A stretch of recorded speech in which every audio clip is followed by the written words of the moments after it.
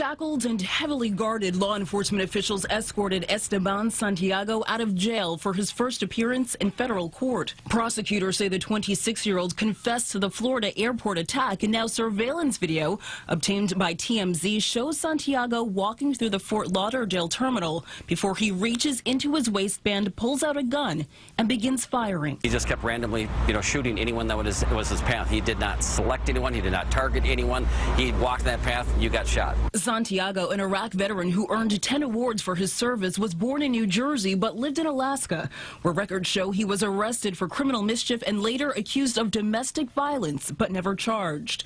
Back in November, Santiago showed up at an FBI office in Alaska with a 9mm handgun, telling agents he was hearing voices. Mr. Santiago walked into the Anchorage FBI office to report that his mind was being controlled by a U.S. intelligence agency. Although he stated he did not wish to harm anyone, our agents contacted local authorities who took custody of Mr. Santiago. Agents also confiscated his gun, and he was mentally evaluated for 4 days. A month later, that gun was returned. Law enforcement officials tell CBS News it was the very same weapon used during last week's attack.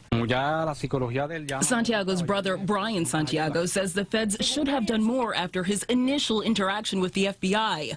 The Broward County Sheriff in Florida agrees. People like this shouldn't have firearms, period. Federal prosecutors argue legally proving Santiago was unfit to carry a weapon was a challenge. The law requires that the person be, quote, adjudicated mentally ill, which is a difficult standard.